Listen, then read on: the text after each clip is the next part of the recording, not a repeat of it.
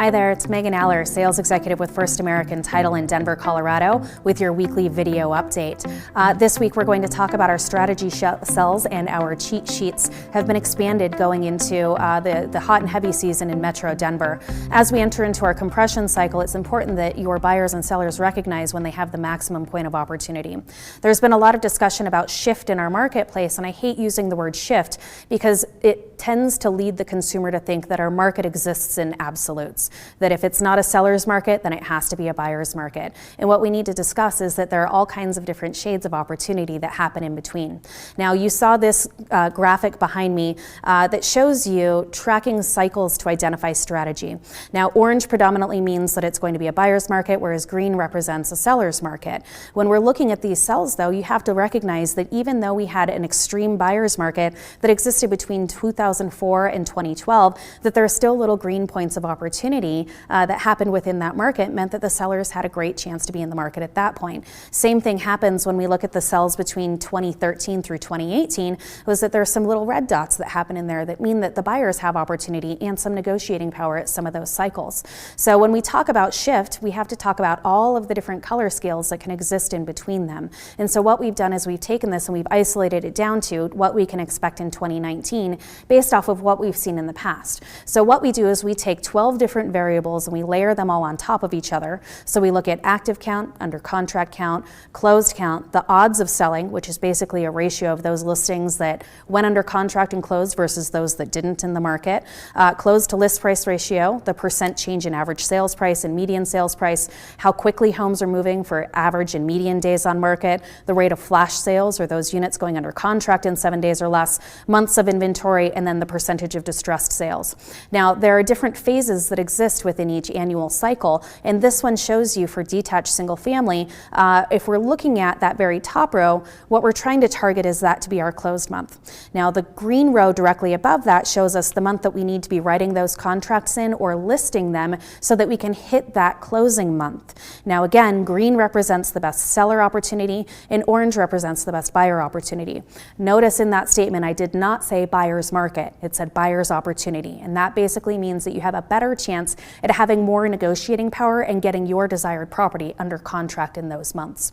So when you're looking at this, the way that we read this information is if I'm trying to identify the best time to be in the market as a seller, I'm targeting the column that has the most amount of green in it to identify when all of the variables are stacked at most in my favor.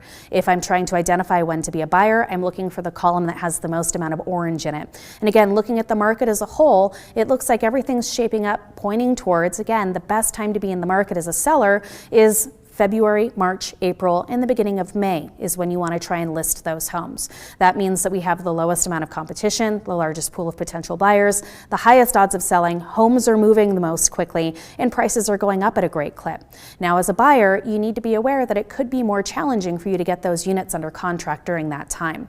Now, if you're a buyer, you're looking at the bookends of the year. That means that you wanted to be under contract hopefully by January, but since that time has passed, you could now look for your next greatest opportunity to have negotiating power as you look forward until July, August, September, and October. So what does that mean for sellers? That means that you need to keep in mind that your largest pool of potential buyers exists March, April, May. If you're choosing to list your home into June, July, or August, you've missed your point of maximum opportunity, and that typically means that you're giving up some of the equity or the sale price that you could have in that home. Now, this changes depending on the price of the home that you're looking in. If you're under $500,000, like in this strategy sheet behind me, it's going to be very similar, but once we start to get up into those higher price points, between $500,000 to $1 million, this now represents roughly the top 25 to 30% of our market. You can see that it starts to shift a little bit later into the year as a seller. Now, if we go up one more price bracket for that $1 million to $1.5 million price range, those sellers are less motivated by getting their property to market earlier, and they're more motivated by convenience. So oftentimes what we're seeing is those sellers are waiting until later, those buyers are waiting until later because they're less dependent on trying to beat those prices going up in the market. They have the luxury of taking their time and shopping when it's more convenient for them. So for those homes that are between 1 million to 1.5 million, we've got the best time to be in the market or listing strategically is going to be in those late March, April, and May timeframes. You can even push it just a little bit into June, but the market definitely starts to transition by the time you get into July. And as you get into that $1.5 to $2 million price range, very similar, where they're a little bit more leisurely in getting to market, the best opportunity for them to be in the market are those that are choosing to list in late March, April, and May. I hope that this helps you identify those opportunities to get your buyers and sellers under contract at their maximum point of opportunity, checking out all of the 12 different variables that were consistently trending. I also have these laid out for you for condo attached in $500,000 price ranges. So if you'd like to get a copy of these, please shoot me an email and I'm happy to share the strategy sheets with you.